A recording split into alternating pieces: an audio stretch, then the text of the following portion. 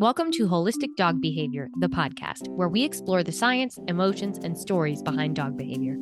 I'm Megan, a certified dog behavior consultant. And I'm Bridget, Megan's twin sister. We're here to make understanding your dog easier and more accessible. Join us as we break down complex topics and share practical insights to help you and your dog thrive every step of the way. Before we dive in, a quick note. The information we share on this podcast is meant to be educational and empowering, but it's not a substitute for professional advice tailored to your dog's specific needs. Always consult with a qualified behavior professional or veterinarian if you're dealing with serious behavior or medical concerns. Dogs are individuals, and every journey is unique, just like yours. Okay, hey everybody, how's it going, Bridge? Hey, it's going good, Meg. How about you? Nice, very good. I'm excited about today's episode. We're just going to jump right in if that sounds good to you. Yeah, let's do it. All right, cool. So today we are talking about all kinds of dogs that bark inside their houses and all the kinds of reasons that they might bark inside their house, at things outside their house. And that's kind of what we're going to focus on. So that's going to be things like people walking by, delivery drivers coming in, or not coming in, but coming up to the door.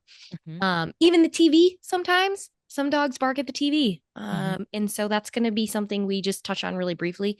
Or I might not touch on it necessarily specifically, but a lot of these things that we're going to talk about apply to dogs who bark at stuff when they're at home, kind of no matter what that is.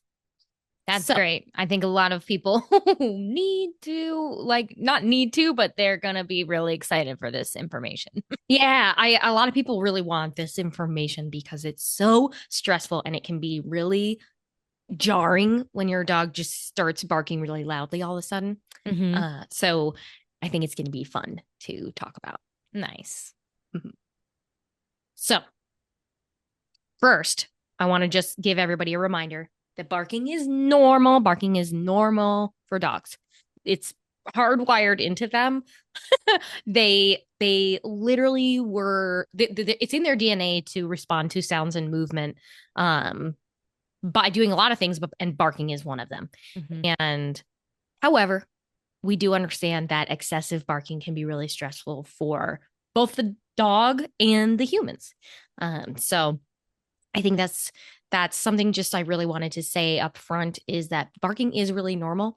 And if your dog barking doesn't actually bother you, this episode may not be for you.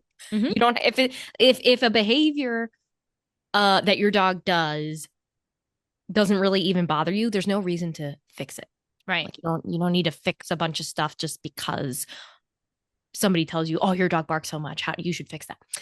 So just a little side note there. So again, too, every dog will have different needs here with this, depending on the situation, depending on why they bark at things, depending on what's going on around them, how stressed they've been lately, all those kinds of things. So we won't be able to talk about every specific scenario, and we may not talk about your dog's specific scenario, but a lot of the tips that we're going to talk about today and the concepts that we're going to talk about today likely have some kind of, relevance, some kind of relevance to your journey with your dog. So stay tuned, because there's probably some cool stuff that you might not have thought about trying that we're going to talk about. Awesome. All right. I'm excited. Cool. Mm-hmm. So got anything for me before we jump in? No, I don't think so. I think I'll just preface the conversation with you can, if you're watching, you can see my two dogs in their beds back behind me, and they're very small and often don't make a lot of noise. So this is going to be a lot for Megan to be filling us in on. So you may not hear as much from me, but I'm excited to participate where I can. Yeah.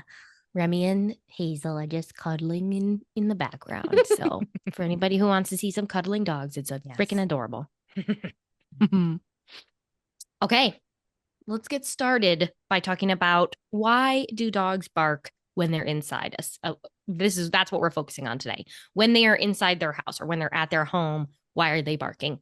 And we're going to try to understand it a little bit.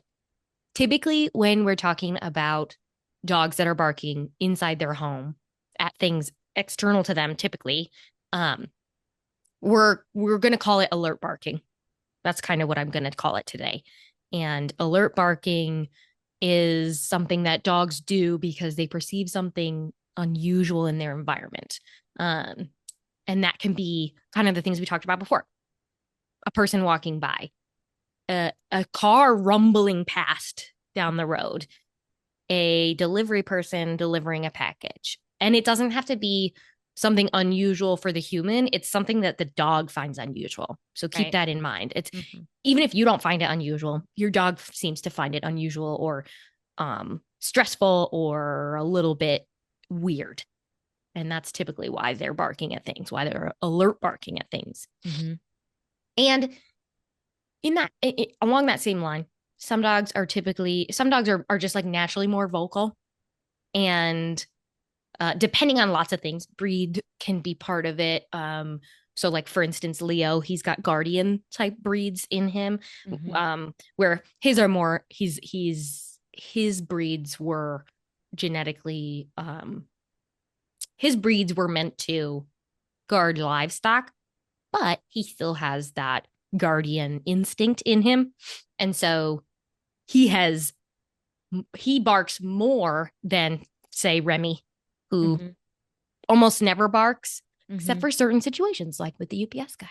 Yeah, I know. Yep. Hers, Sometimes. yeah, adding to your list of like strange things Hmm. Hmm. that dogs might find unusual is like she did bark today, which is just funny because she really like never does. And I would love to hear her voice more, honestly. Yeah. Same with Hazel. But there was nothing outside. I came down and this and she had been barking and I was like, I don't know what that is. But then like a few minutes later, the Amazon guy came by and she hears the beep. You know, Yep. like the beep that they do Oh when my they're like gosh. scanning the I do packages know. or whatever. She It's just hears actually, that like all the way down the street. yeah, I'm fairly certain it's a beep that happens when after they park or Yeah. something. They Yeah. Yeah. break and then they park. And Leo hears that when it's down the road too. And that's one of the most, with my clients especially too, that's one of the most horrendous sounds for dogs. Yeah. They hate it so much, that Mm-hmm. particular beep sound Mm-hmm. from the Amazon truck. Because other delivery services don't use it, at Yeah. least not as much. Right. Yeah. She'll even do it if we're walking.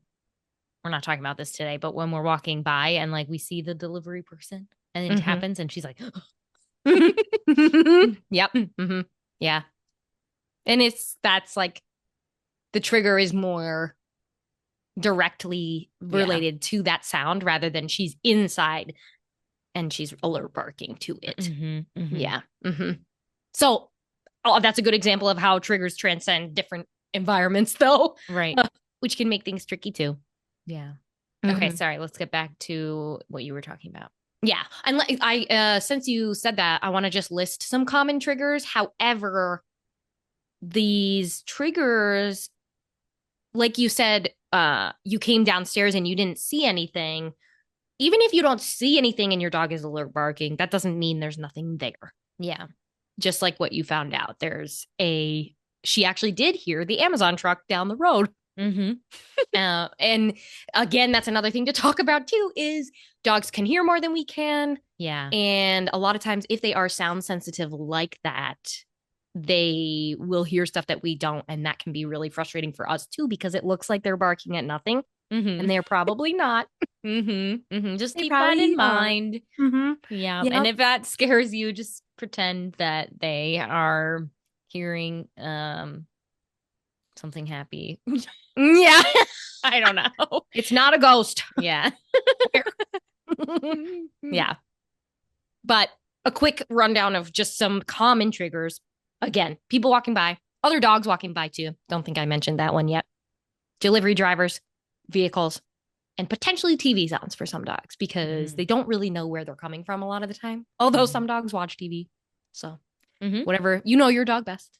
So, the the funny thing with a lot of these triggers when your dog is in the house, uh and these triggers are happening and they notice them, is really the really frustrating thing is the trigger appears, your dog starts barking, and then the trigger leaves. So it's really self-rewarding for the dog because they feel like they got the trigger to leave with their barking Mm-hmm. a lot of the time.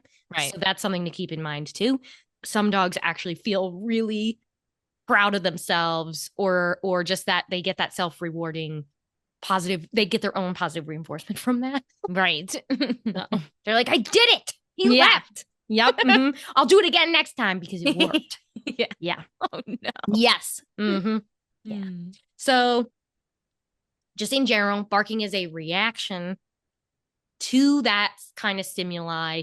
And we want to keep that in mind when we're moving through this too, because your dog most likely is not consciously deciding to bark Mm-hmm. if they are being triggered. And by most likely, I mean, if they're being triggered into a stress response, they're not really consciously deciding to bark. Mm-hmm. There is the one off example of dogs who learn that by barking, they can get something from you that they want. Mm-hmm. And that's different. That's a little bit different. And we're not really going to talk about that today. Okay. If it happens to come up naturally, I'll talk about it, but we're going to skip that for today. Staying focused today. Yeah. Going to try to stay focused. Got my blinders on. Good. So now we're going to kind of just move into the different strategies that you can try with your dog to help address their alert barking. So, and again, it depends on why your dog is alert barking. We're going to go ahead with this conversation with they are barking at a trigger vibe. Mm-hmm. So, my first thing that I like to talk about is creating an alert barking protocol. Awesome. That can look different. That can look different for different dogs.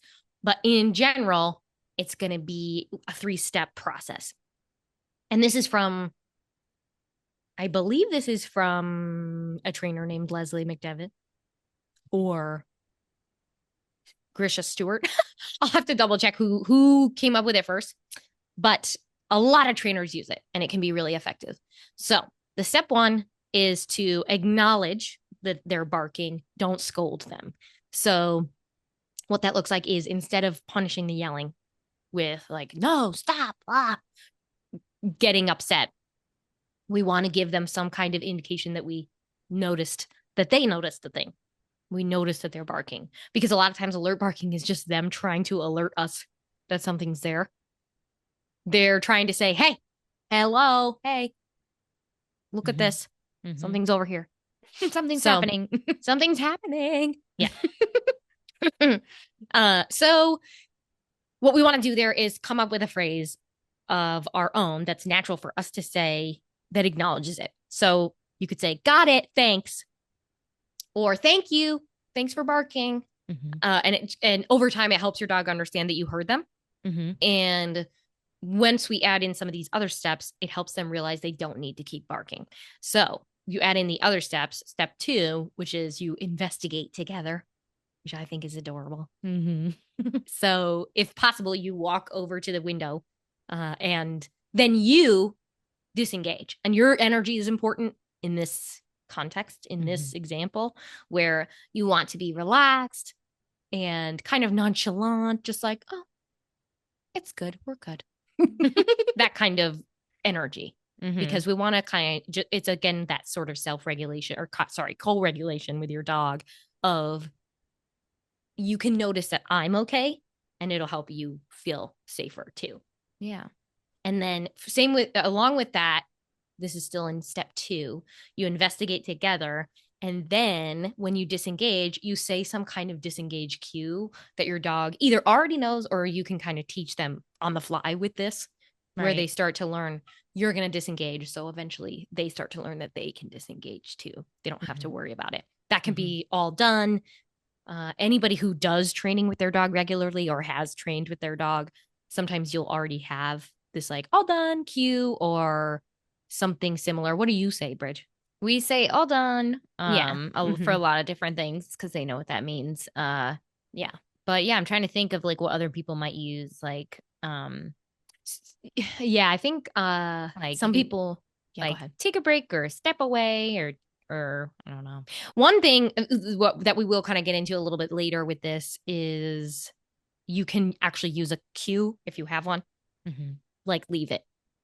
Mm. Hmm. Yeah, or come, like ask your dog to come to you. However, if your dog isn't responding to that kind of thing, or they don't necessarily have that in their repertoire, it's really easy to say like all done and show that they can disengage by you disengaging. Mm-hmm. So it's that kind of lead by example sort of vibe. That's not Right. exactly what I wanted to say.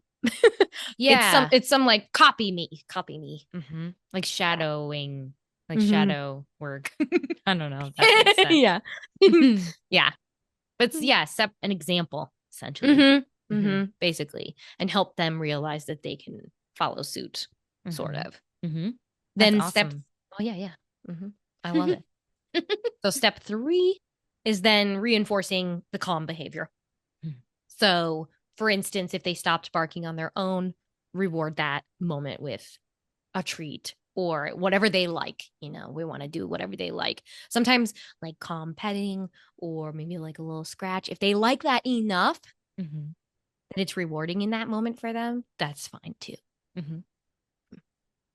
The other thing you can do is if they are struggling to settle, redirecting them to an alternate behavior, which is kind of what we're going to talk about next.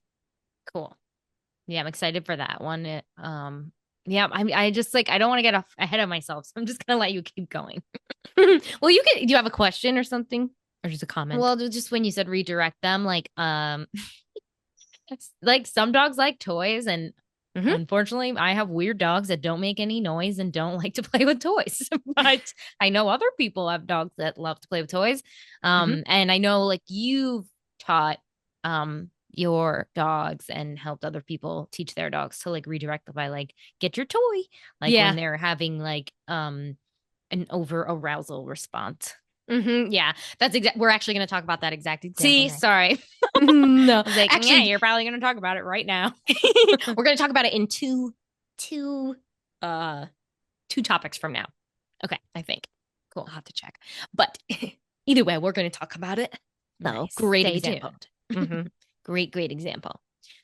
The next thing I wanted to talk about though is sound desensitization because especially if you have a dog that really is struggling and they're having a full blown reaction, Mhm. like barking and snarling and like lunging Mhm. towards the window or door. Sometimes it can be the front door, especially with delivery people. Mhm. You want to start with actually desensitizing that sound, Right. whatever the sounds are. Typically, it can be a sound. You can also desensitize the sight as well, Mhm. especially for people who or dogs who see dogs walking by. Although I would say a lot of that is sound based too, because they can hear the people walking by, or they can hear the jingling or the Mm. nails, the jingling of the collar or the nails on the ground, Mhm. which sounds crazy, especially depend. Well, this will also depend on how far your house is from the road Right. and if your windows are really solid. Right. But they can hear some of that stuff, even Right. if you can't. Mhm. That's just again something to keep in mind. So if your dog really can't handle the thing, you have to start with desensitization first. And the beginning of that is managing the environment so that they don't get triggered if you can. And that's going to be things like visual barriers, sound barriers. And by sound barriers, I mean noise machines, Mhm. or I use a air purifier sound Mhm. to block out the sounds from outside. Yeah. You can use music on the TV, all that kind of stuff. And the reason we use that before we even start the sound desensitization is to help with stress. If they're Mhm. too stressed, they can't learn. We talk about that in another episode, but it can be really effective to manage the environment so that they're not constantly being triggered while you desensitize them to the sound. Mhm. So, the sound desensitization process is actually really easy. It is exposing them to the sound in a really controlled way. And what that can look like is you play recordings of the sound. So doorbells, dogs barking, trucks going by at the lowest volume you possibly can to start. And you do that while you're giving treats. Mm-hmm. So the process literally looks like you start the recording, then you immediately start giving them back to back treats, and then you stop the recording, and then you stop giving treats. That order of operations is actually pretty important because um, the way your dog learns, and I'm not going to say the technical terms here because no one's going to care, but the way our dogs learn, the way people learn is through classical conditioning and operant conditioning. And those aren't even the technical terms that I was talking about, but those are technical. So sorry. But you need it to go in that order of operations for your dog to understand, oh, when this sound happens, then I get treats until it goes away. Mm-hmm. We want them to make that association. That's why the order of operations is very important. So again, the trigger happens, the sound, you play it, you start the recording, you give treats, the recording stops, you stop giving treats. Right. So, and you do that at the lowest volume possible. And sometimes people are like, my dog definitely doesn't notice it. And that might be true, but you'd be surprised. We actually don't want to see any kind of reaction throughout this training, throughout that desensitization. So I'm not looking for your dog to react. Right. If your dog's reacting, it's too loud. So you have to go back to the lower volumes if your dog does start to react, and do it for a longer period at the lower volumes. Once you feel like your dog is doing a good job with that, once you feel like they just don't even care, they're just interested in the treats, press the volume up one level and then do the same thing again. And with that, especially when you're doing this, you want to do multiple repetitions at each level, each volume level, until you feel like your dog is just like, I don't even know what's happening. I just want the treats. So, and you can notice that there's like a subtle difference where you're still not wanting them to react to the sound. However, you do want to wait until they're really like calm and just interested in the treats before you move on to the next one. Then once you get to like a normal volume level, then you basically can try to start doing some of these other techniques because your dog is desensitized to that sound. So the sound itself is not going to freak them out to the point where they cannot respond to you once the trigger happens. That's the goal of desensitization with the sound specifically. Does that make sense? Yeah, that honestly, I think that makes a lot of sense, and it's pretty easy to understand. You explained like the action items and the steps really well, so hopefully people are able to kind of put that right into action. Yeah, that's kind of what this episode's about too. So yeah. Sounds very simple. It's like a relief to hear as a dog owner myself. Yeah, all it is start really low volume, play the recording, treat, stop the recording, stop the treat. Yeah. Now, the visuals are a lot harder to desensitize because you can't get a recording of them necessarily. Yeah. Well, I guess before we move on to the visuals, but it kind of correlates to both the visuals and the sounds. Like I feel like obviously probably you can find a lot of those things on like YouTube or whatever, just searching like The sounds. doorbell sound or whatever. Yeah. But then obviously you have the option to record the sound when it happens if you can. In real life, if it's like a sound that is kind of odd that you can't find, I guess. But yeah, I'm curious to hear what you have to say about the visuals side. Yeah. And real quick on that, if you can't find like your exact doorbell sound, have your dog go outside so they can't hear the doorbell, ring the doorbell while recording it, and then use that. Yeah. Yeah. It sounds very like logical, and everyone's like, yeah, we know, but maybe somebody didn't think of that as an idea and they're like, I don't know. No, and you'd be surprised. Like, it's not a normal thing to think about. So why why would you think about that? Yeah. And it's very clinical, like thinking, which Yeah. is, we don't normally think about that when it's our dogs because Mm-hmm. we have so much emotions mixed up with our Mm-hmm. dogs, which is a good thing. Yeah. So just like some nice, easy reminders from people who can step outside of that like emotion bubble. Mm-hmm. Yeah. Mm-hmm. For now. Yeah. Let's talk about the visual stuff. Yeah. After a break. Yeah. Sounds good. All right. We'll be back. Okay. Let's talk about the visual desensitization portion. Yes. So, and this can be a lot harder than the sound desensitization. Not always, but most of the time, I would Mm-hmm. say, in my experience. So, the visual desensitization, it's the same concept where the order of operations applies, where the trigger happens, you give treat, treat, treat, treat, treat, the trigger goes away, you stop giving treats. However, it's really hard to do visual desensitization of a trigger inside of a house when you can't get, like, because distance becomes really important. Mm-hmm. How far away you are from the trigger is really important because that's the really, once you do the sound desensitization, if especially if your dog is reacting to both the sound and the sight, once you do the sound desensitization, the the distance just becomes the most important thing. Duration and um intensity are still there too, but distance is the one thing that you would really need to be able to manipulate when you're doing visual desensitization, Mm-hmm. because what you're really trying to do is desensitize them at a place at a distance they can handle. Mm-hmm. You have to start there. You have to start where they won't be having a reaction. So Get so it's far away okay. that So they can't. what you're saying is some people's houses might not be far away enough. Mm-hmm. Okay. Yeah. And even if you can kind of create a way to do it inside, there are ways you can try to do it inside your house.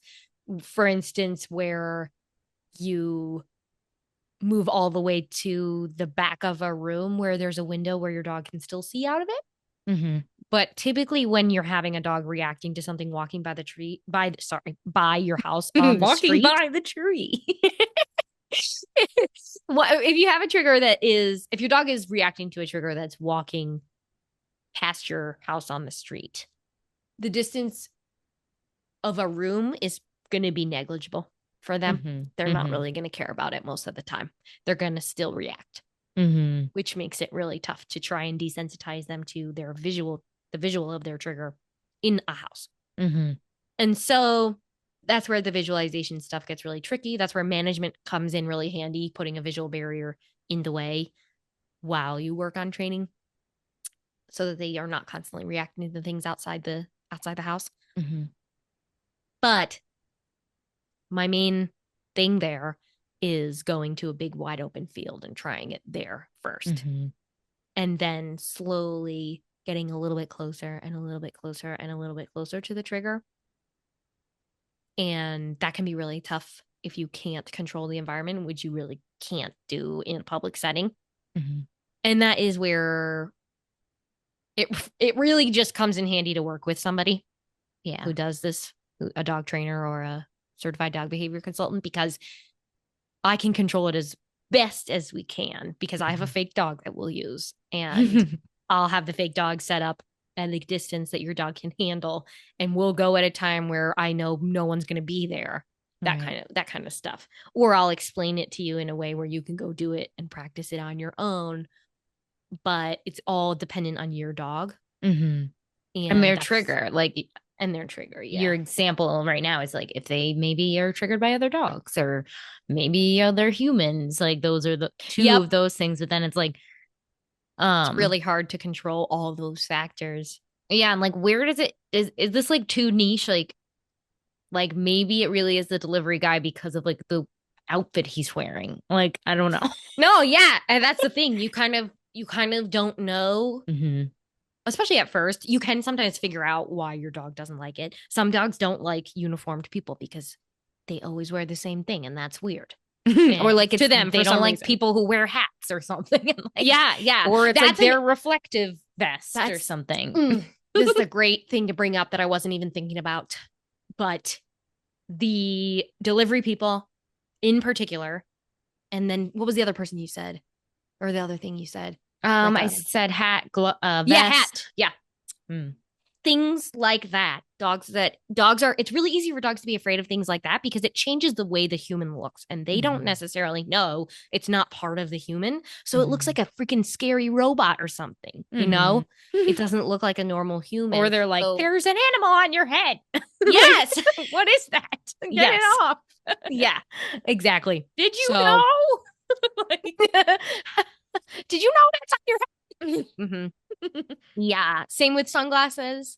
Same with big coats, fluffy coats, gloves. Same with gloves. Leo hated gloves the first time he saw them. Yeah. In the winter. He was so freaked out. He was scared. He was terrified. He was like, oh my God. And like ran away and like had his tail tucked and everything. Yeah. So, and we had to desensitize him to it after that. And be like, it's all right. They're not scary. You're okay. So, yeah. Now at this point, Maple too, she's really young. And her and Leo don't care if I wear like a respirator around the house because we're doing a lot of we're doing a lot of work on the house. So, you know, and I also have to wear a mask when I clean because I have a lot of asthma and all the cleaning products like mess with my lungs. Yeah. So at this point, they actually are desensitized to all that stuff. But we did it in a certain way where I was like, here's the thing. Treat. I'm wearing a treat. Like I did it slower than that. But yeah. So those kinds of things are important to note as well because they just change the way humans look. Yeah. And that can be really scary for dogs. Like your silhouette changes, your face is too dark with the hat on, so it doesn't look like you have a face. Like really weird stuff like that. Dogs are very sensitive to, or some dogs are very sensitive to. Yeah. Right. Yeah. Yes. Great point. It can be that niche. Yeah. Yeah. So that's where, when you're talking about it like that, it's helpful to have someone who's a professional who can help you determine what that might be if it is really niche, and then just determine kind of a protocol to move forward with it. Exactly. Yeah. So and back to, I think we were just discussing the actual protocol for the visual desensitization. Yes. That is also where it just comes in handy to have somebody who knows what they're doing and who also potentially has contacts that can help them control the environment for you. So they have a friend who knows how to do the training with you, pretends to be the stranger walking down the street for you. Or that is one of the other things. That's how you can control the distance inside your house, is having a person or asking a friend or a neighbor, can you go this far down the street and we'll start from there? Because you can do it at an angle too. You can do it where for instance, your dog you kind of go over to the window with your dog and nobody else is out there. And that's again where the controlling the environment becomes difficult. But you're going to try and do it where no one else is out there. If there are people out there, you kind of have to scrap it. Right. Which sucks. Which goes back to I think our first episode where we were like, just be gentle with yourself and your dog and take it slow. And it's okay. It's not a fail. It's just like you have to calibrate. Yeah. And pivot a lot, be flexible, that kind of thing, which is tough. Yeah. It's annoying. Yeah. So that's where you can sometimes still do the visual desensitization from the inside of your house or from your home. Is even if the right in front of your house street is too close, you can have somebody way down the street if the environment allows that. If there's a bunch of trees in the way, unfortunately that's not going to work either. So but I think people will probably get the idea that like, be creative. Yeah. And we've had behavior consultants have had plenty of experience being super creative about all this stuff. So they can help. I know people are like, oh, stop self promoting. That's what this is about, people. Don't you know what we're trying to do? I'm trying to give away free resources for sure. Trying our best. Yes. However, sometimes that's not enough and you really do have to get some help. Of course. Yeah. That's how Yeah. it is with like most things in life. And that Hmm. sucks. But yeah, Yeah. we're all doing our best. Yeah. Yeah. So that is, I'll just to recap for both sound desensitization in general, which typically we're talking sound and sight. Sometimes you can talk about the other senses too, like smell and things like that. Mm-hmm. Touch Mm-hmm. desensitization comes in handy too. But Mm-hmm. we're just talking about the visual desensitization and the sound desensitization for these dogs that are barking at things at home. Mm-hmm. So, just a quick recap, when you're desensitizing, you start with a super super low intensity. When you're talking about sound, you start with a low volume, as low as you possibly can go. You The trigger happens, you start giving your dog treats, and the trigger stops and you stop giving your dog treats. So, and then you up the intensity as they can handle it. Mm-hmm. Tiny bit at a time. Throughout this whole process, we don't want to see reactions. And if your dog starts to react, it's not a bad thing. It just Mm-hmm. means, oh, that was a little too intense for them. Let's go back to this easier step that they were able to handle. That's Right. all it is. Mm-hmm. We're not doing anything bad because Very we got a doable. reaction. Yeah. Mm-hmm. Mm-hmm. Hmm. Yeah. And don't be upset with yourself if you're like, oh, my dog reacted. I did it wrong. No, you're going to mess Mm-hmm.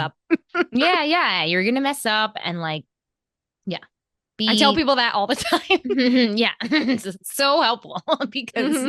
it's just, yeah, I think there's a lot of people out there who are like really hard on themselves accidentally. Hmm. And we don't have to do that. It's okay. Yeah. I used to be, because when you're becoming a dog trainer, everyone is telling you timing's important. It's extremely critical. And yes, it is. And doing training in a way where you're setting your dog up for success is super important and you should be doing that. It's just, if a mistake happens, or if you go too fast and you didn't realize you were going too fast, like, oh my gosh, don't beat yourself up. It's not the end of the world. It's going to happen. We're not perfect. Mm-hmm. Nobody is. Yep. So it's okay. It's totally okay. So just want to get that out there. Now, moving on from the desensitization stuff, we're going to talk about teaching the alternative behaviors, like we kind of touched on earlier. However, with that alternative behavior, we're also going to talk about how to use the sound as the cue for your dog to do that alternative behavior. Mm-hmm. So we're going to talk about how do you teach an alternative behavior, and then how do you transfer that alternative behavior to be cued by the sound, so that when the sound happens, the dog does the behavior because they've associated that sound means they should do this behavior so that they get their reward. Yep. Yeah, That I makes know what sense. you're saying. I think I'll try and like distill it, but I might not do a good No, that's okay. Yeah. Yeah. So how about I job. get into it, and then, yeah, let me know either if it's like, this does not make sense, Megan, you're too technical, No, no. or Yeah. if you have a good way of or if you feel like you get it. Mm-hmm.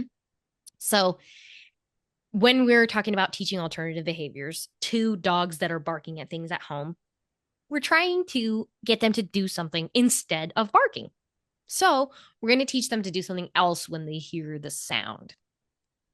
A good example of this is, well, there's a couple actually good examples. One is teaching your dog to go to a specific place. So that's like, go to your bed or go to your mat, that kind of thing. Another one is the one you mentioned, which is like, bring me your toy. And Leo loves that one. And that one's a really cool one because it puts something in their mouth, so they have to stop barking. Yes. Although Leo is so annoying and he knows how to bark with something in his mouth. I mean, a lot of dogs do, but sometimes it can get them to like stop or be quieter. Mm-hmm. So that's kind of a fun one. And then just checking in with you can be an easy one to transition, help them transition out of barking. Or just in a really easy one for them to learn, I should check in when I hear this sound or see this thing. That one's one of the easiest ones, and it's one of my favorites because Mm-hmm. you're connecting with your dog too. You're connecting with them, with all of them, but that one, when you get eye contact, it can be a little more powerful. Mm-hmm. Can I ask a clarifying question? Mm-hmm, mm-hmm. If you like, teach, if your dog knows a cue like look, which for Yeah. us, we say look, and we've trained both our dogs to make eye contact with us. Is asking for the behavior like that not what you're looking for, or is that No, that's exactly what you're absolutely what I'm saying? talking about. Yep. Okay. Yeah. Especially if they already have something. Hmm. That's freaking awesome. That's awesome. Cool. Now, it may not work if your dog is super into the reaction. If they're just gone and they can't hear you anymore, start with the desensitization stuff. That's why I talked about it first. But once they can hear you, then using any cue that they already know can possibly help. Mm-hmm. But looking at you and cueing that is a really good example of something that we can start using there. Mm-hmm. Yeah. So, and that's a good segue into how do you turn the sound into a cue for your dog to look at you or into a cue for your dog to do something else that's an alternative behavior. Mm-hmm. And what that process looks like is kind of similar to the desensitization, but it's kind of a it's almost like it's actually can be really easy. It can be like a two-step process sometimes where you start with the trigger, either the sound or the sight. And again, desensitization is crucial here because if they start reacting already, it's really hard for them to respond to a cue Mm-hmm. that you give them. And just for anybody listening who doesn't know what I mean by cue, it is I use the word cue instead of command Mm-hmm. for dogs because a lot of people are like, use a command that you know that your dog knows, like come or sit or whatever. And I just don't like the word command because it has lots of implications. Mm-hmm. So cueing is CUE. Using a cue means the same thing in general. Wait, So that's why I use it. it's not QUE? What did I say? No, C. no. QUE is like a line, like standing in a line. Mm-hmm. QUEU. Mm-hmm. Okay, got it, got it. QUEUE is Q Yeah. because it's like QU. Okay, we'll just remove that. Q, like a cueing a dog to do something is CUEING. Yes, that makes sense. Yes. Where you cue like they use that in music, right? Like you cue them to start doing these things. Mm-hmm. Yeah. Mm-hmm. That's kind of what I mean by that. Mm-hmm. So yes, just a little side note there. So when we're teaching an alternative behavior, like, and then we're turning it, so I'm getting all tongue tied.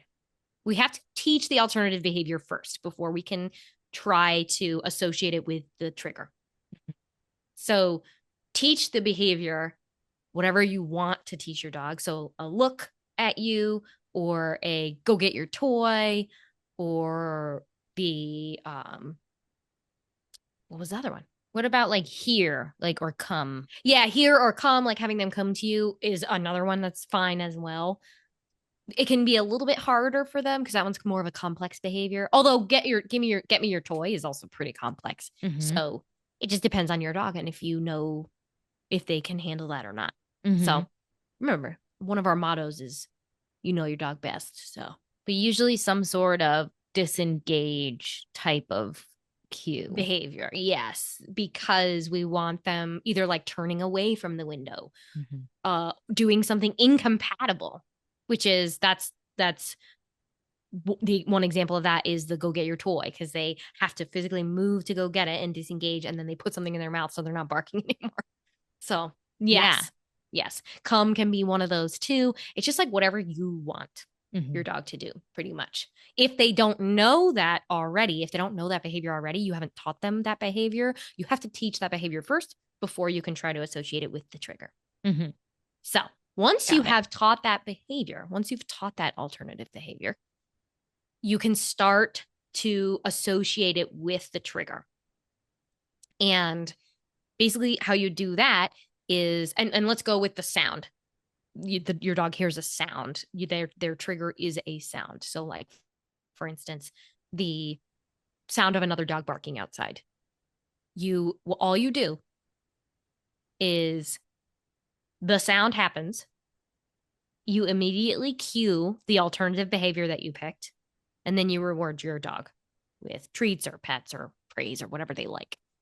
Treats is usually my go-to, but sometimes that can be really exciting for dogs, like Remy. Mm-hmm. Might be way too exciting.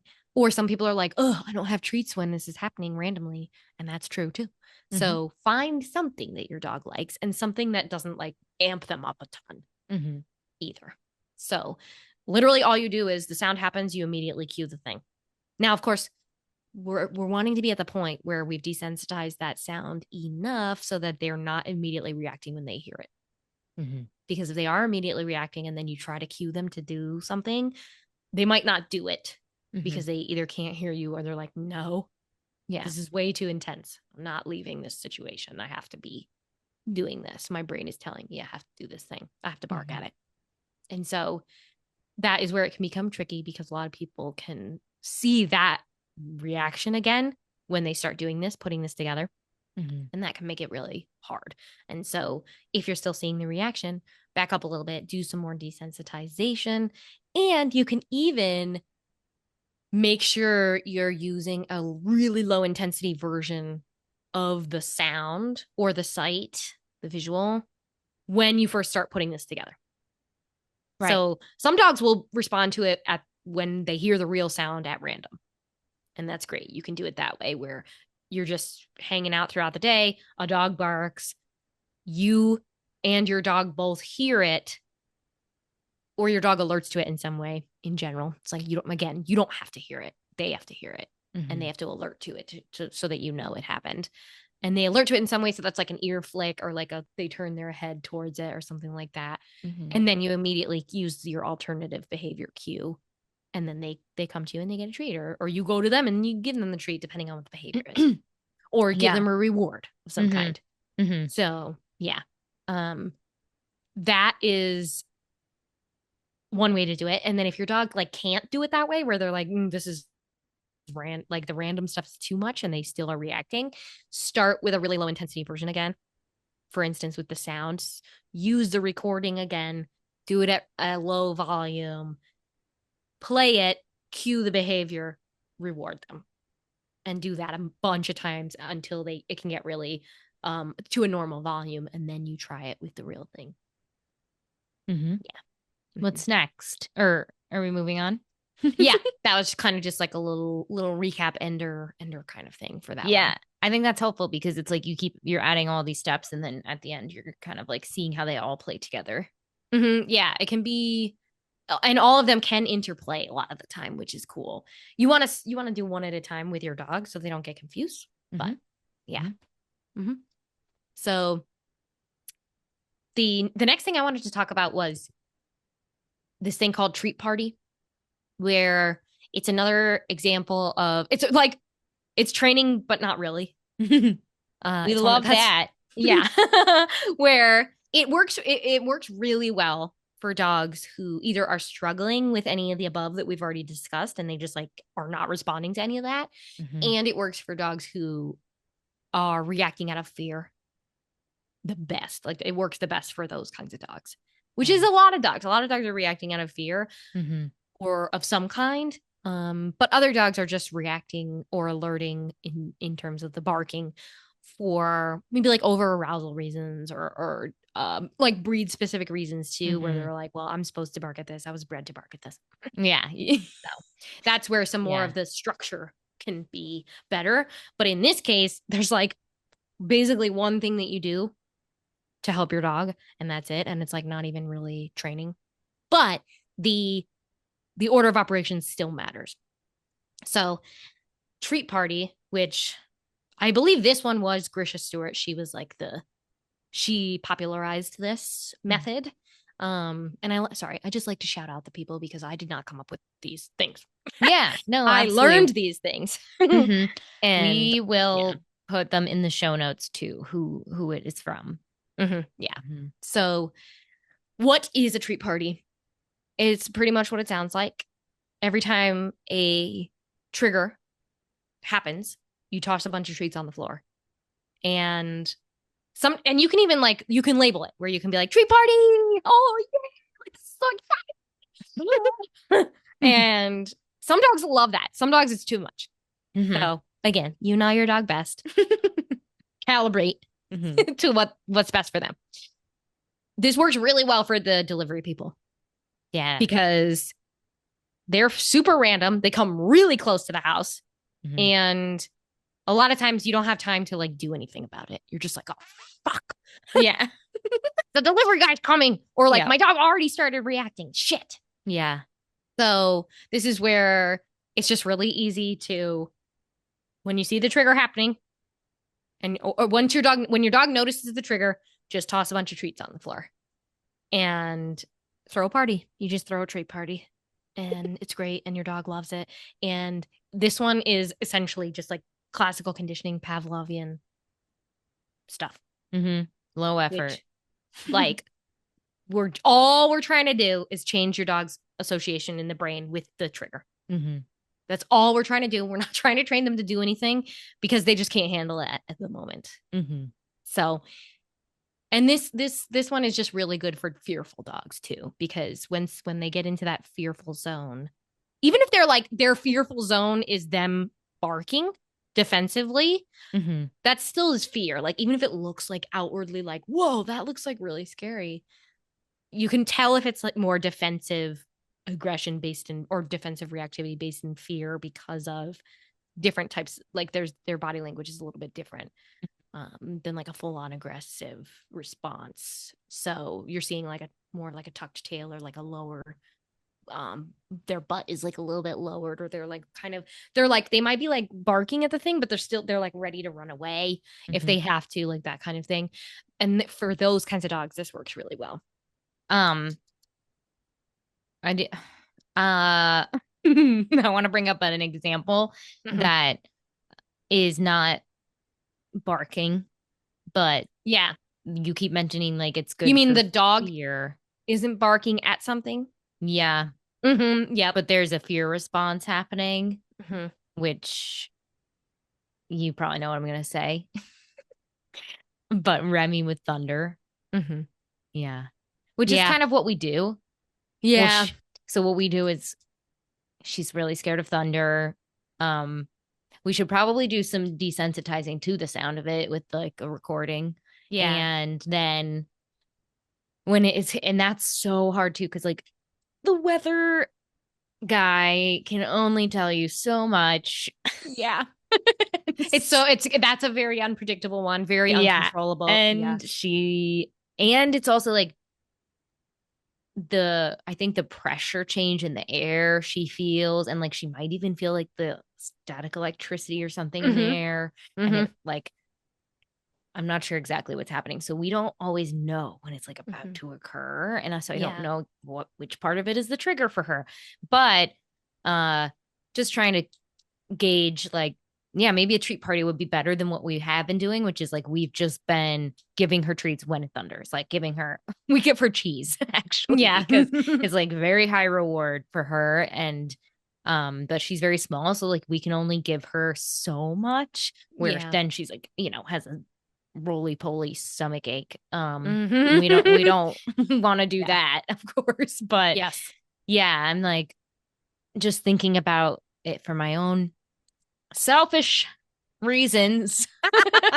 That Even though is it's not barking necessarily. Yeah. And we were focusing on barking today, but that's a great question because a lot of Mhm. people will have that question too. Sound desensitization will help Mhm. for a lot of those situations. However, that is so hard Mhm. to.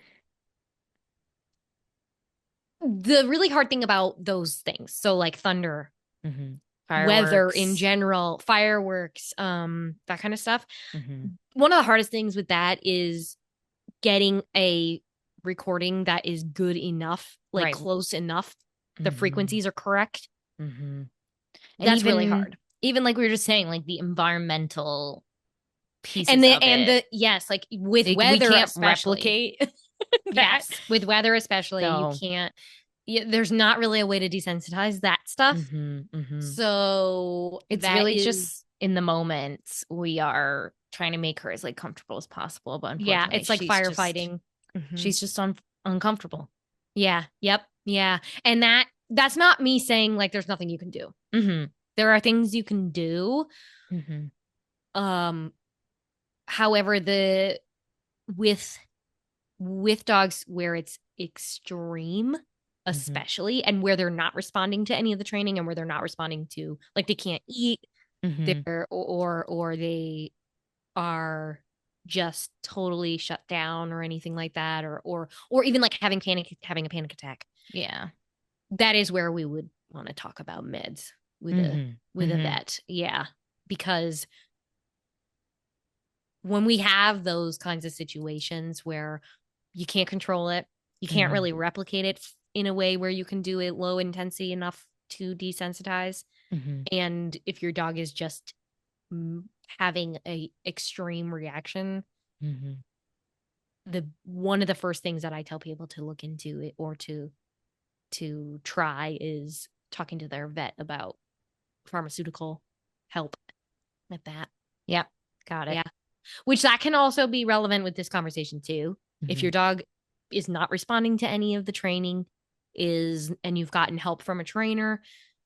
I mean, even if you haven't gotten help from a trainer and you've just tried some stuff and your dog is not responding still, you can still talk to your vet about that. I always recommend talking to the vet Mm-hmm. about this stuff, which I should have mentioned this in the beginning. But if you're seeing this as a new behavior, if this is like wasn't something your dog used to do and now they're doing it all of a sudden, go to your vet. Yeah. There might be something wrong with your dog. Right. So, and I don't Yeah. mean like there might be something wrong with your dog. I mean, there could be something medically happening that Right. is making it harder for your dog to cope or making them have a negative association to these things for some reason. Mm-hmm. Mm-hmm. So go to Yeah. your vet. Okay. Now, just kind of back to the treat party so we can wrap that part up really quick. Yeah. I think, again, for dogs who are having those really more fear-based reactions, this is going to work great. For some dogs who are like real training savvy or are not really reacting from a stress response, this is not the way to go. Because you're accidentally rewarding them for barking. Yeah. You're not rewarding them for barking if they're having a stress response. However, with this, once you notice that they are not as stressed anymore with these fearful and with these dogs who are having a fear response or a stress response to these triggers, once you notice that they are, one really powerful thing to notice and watch for is if they see the trigger and they look at you before you do the treat party. That's awesome. That's a moment where you can start adding in these other things. Yeah. Where you can start adding in an alternative behavior, or you can start adding in like let's disengage and go do something else. Mm-hmm. That kind of thing. I would not recommend using this for dogs who are like a little bit mischievous and like are kind of reacting out of like a more of an arousal kind of vibe. Mm-hmm. Whereas arousal can be fear based too. But again, you know your dog best. Like some dogs will learn this game really fast if you use it, if you use treat party, and they'll be like, okay, now I'm just going to bark to get the treats. Yeah. Some dogs will do that and it's super annoying. And so if you notice that, if that starts happening with your dog, stop doing the treat party and start doing the alternative behaviors Yes. instead. Mm-hmm. That's my advice with that one. Nice. Yeah. So moving on from that, the last thing that I wanted to talk about is just kind of in general we've talked a lot about it today, especially with the alert barking protocol in the beginning, where you're kind of talking your dog through it almost, where you're, and I'll just remind you of what that is. It's basically like you acknowledge that your dog is reacting to the trigger, is barking at the trigger. You then go over to the window and uh, say your cue that they know means like all done. And then you reinforce the quiet behavior if they're able to like stop barking on their own or whatever. With those, and then with these other things too, we're cueing stuff a lot as well. But we can also potentially use our words to label the thing, especially for dogs who like predictability or who like more information. Like more information helps them feel calmer. Mm-hmm. And what you can do is like, oh, yep, that's a person, and then walk away and disengage. Or, oh, yep, that's just a car, and then walk away and disengage. And sometimes what you can do with those is morph that into, you don't even have to go look at the window. You can just be like, oh, yeah, that was a car. You're good. And then the dog is like, oh, okay, I'm all Yeah. good. Right. So that's sometimes is where you like, where you can move some of these, use language a little bit more to help your dog rather than doing all the physical work. Yeah. Talk to your dog. We love the talk to your dog stuff. Mm-hmm. They can learn it. Trust me. Mm-hmm. They just don't stream of consciousness talk to them. Mm-hmm. Talk to them mindfully, like they're a toddler. Mm-hmm. All right. So I think that's everything. That's everything I wanted to talk about. Yeah. That's awesome. I think Mhm. this was great. It's going to be Yeah. really helpful. Yeah. So I'll just recap then. My main, again, remember this sentiment. Barking is normal.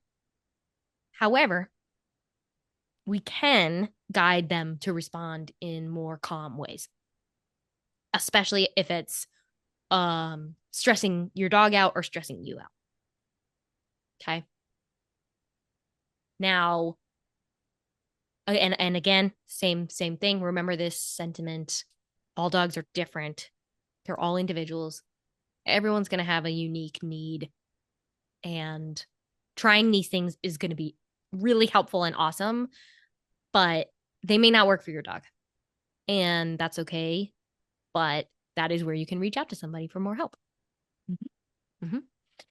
And then just to recap and review kind of the things that we talked about, there's lots of different things we can try. We didn't even talk about them all today. Like I said, there's lots of other things to try depending on what's happening with your dog.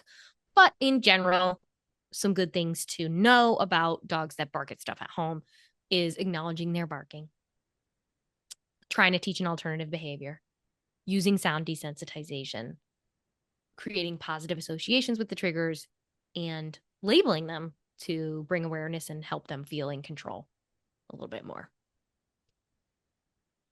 Cool. Yeah. That's That's everything.